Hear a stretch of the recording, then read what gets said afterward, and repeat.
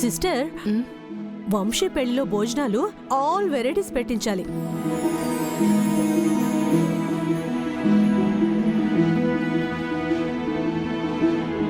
మన భోజనాలు అయ్యాక లిస్ట్ ప్రిపేర్ చేద్దాం.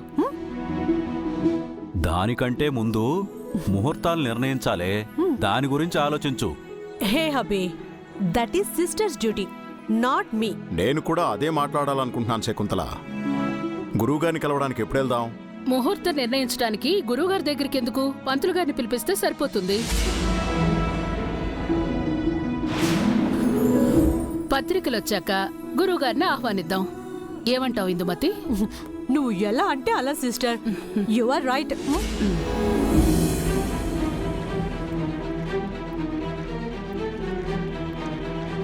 ముహూర్తాలు అంటున్నారు, సారేమో కామ్గా ఉన్నారు. ఈ పెళ్ళిని ఎలా ఆపుతారో ఏంటో. గంగా, కర్రీ వడ్డిస్తావా?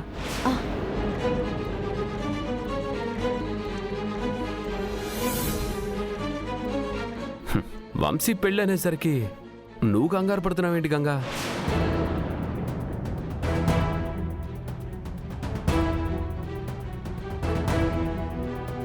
పెళ్ళంటే మాటలా బ్రో, ఎన్ని పనులుంటాయి. బాక్సింగ్కి పెళ్లి పనులని ఎలా బ్యాలెన్స్ చేయాలా అని టెన్షన్ పడుతుంది అనుకుంటా. గంగా, పెళ్లి పనులు చూసుకోవడానికి ఇంట్లో చాలా మంది ఉన్నారు కదా, నువ్వు బాక్సింగ్ మీద కాన్సన్ట్రేట్ చేయి, అదే చాలా ఇంపార్టెంట్. ఎన్ని పనులున్నా సరే బాక్సింగ్ని మాత్రం నెగ్లెక్టింగ్ చేయని ప్రీతి. నేను గెలవాలి, కప్పు కొట్టాలి, సార్ కళ్ళల్లో ఆనందం చూడాలి.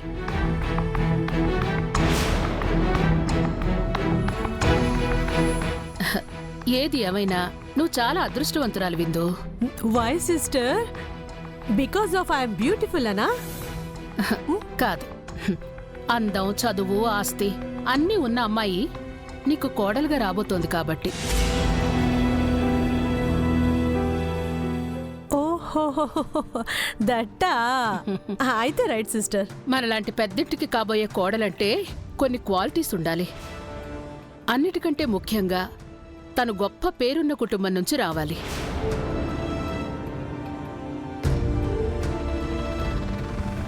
జయ తండ్రి ఎవరు? The great boxing champion Vishwanath గారు. ఇలా చెప్పుకోవడంలో ఎంత గర్వం ఉంటుంది కదా.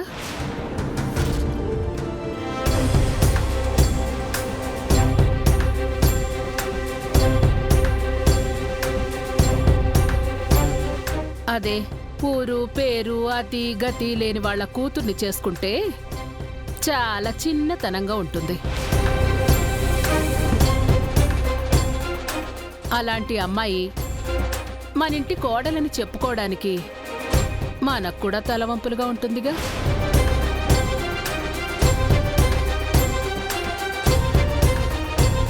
గంగని తీసుకో. రుద్ర ఎవరి అనుమతి తీసుకోకుండా తనని పెళ్లి చేసుకుని తీసుకొచ్చాడు. లేదంటే తనని కోడలిగా ఎప్పటికీ అంగీకరించేవాళ్లం కాదు.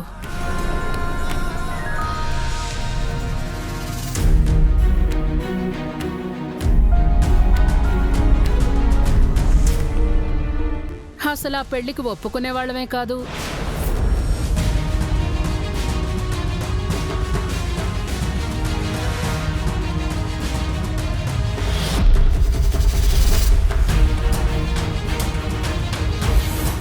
అన్నెసెసరీగా గంగనెందుకు తను టార్గెట్ చేస్తుంది? శకుంతల, జయ గొప్ప వ్యక్తి కూతురు కావచ్చు, గొప్పింటి నుండి వచ్చుండొచ్చు. కానీ గంగ మన ఇంటికే గొప్ప పేరు తీసుకొచ్చింది.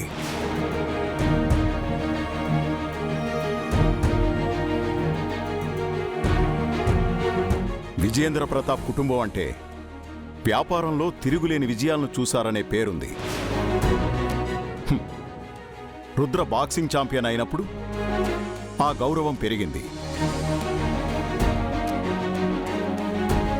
కానీ అదే కుటుంబం అవమానాలు, నిందలు, నష్టాలు చూస్తున్న సమయంలో గంగ కొత్త వెలుగులా వచ్చింది.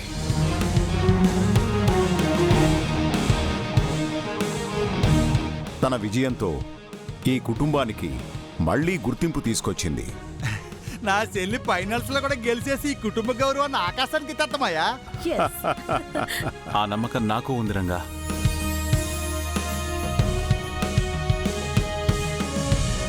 గంగ తన విజయంతో నా ఆశయాన్ని, ఈ కుటుంబ గౌరవాన్ని నిలబెడుతుంది.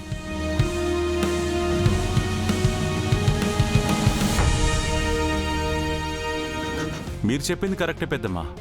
ఈ కుటుంబానికి కోడలవ్వాలంటే మంచి గుణగణాలు ఉండాలి అని. గంగకి ఆ గుణాలన్నీ ఉన్నాయి.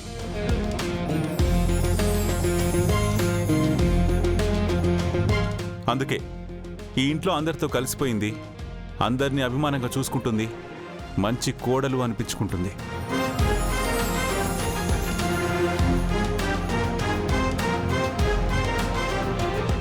వదిన గురించి భలే చెప్పావన్నయ్య. సూర్యనయ్య, భార్యని ఎలా ప్రేమించాలో, ఎంతగా గౌరవించాలో అన్నయ్యని చూసి నేర్చుకో. ఏ భర్త అయినా భార్యని ప్రేమిస్తాడు, అపురూపంగా చూసుకుంటాడు. అంతేగాని ఛాన్స్ దొరికింది కదా అని గొప్పలు చెప్పుకోడు.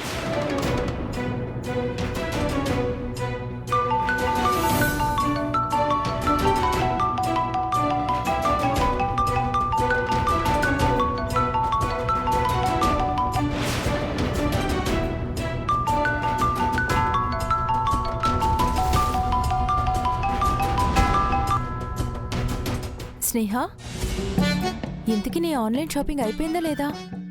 పెళ్లిలో డిఫరెంట్ ఈవెంట్స్ ఉంటాయి కదా వదినా.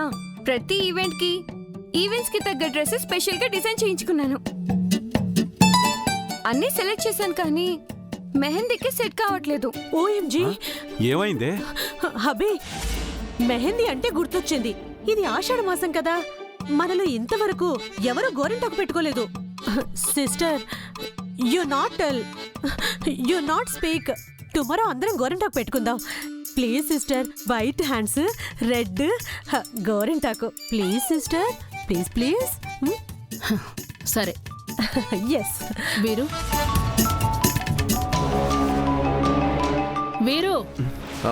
అత్తయ్య గారు, విన్నావుగా? రేపు ఆడవాళ్ళందరూ గోరింటాకు పెట్టుకుంటారు. మన ఫామ్ హౌస్ నుంచి తెప్పించు. అలాగే అత్తయ్య గారు, ఇప్పుడే వస్తాను. భోజనం వదిలి ఎక్కడికండి? చిన్న కాల్, ఇప్పుడే వస్తాను.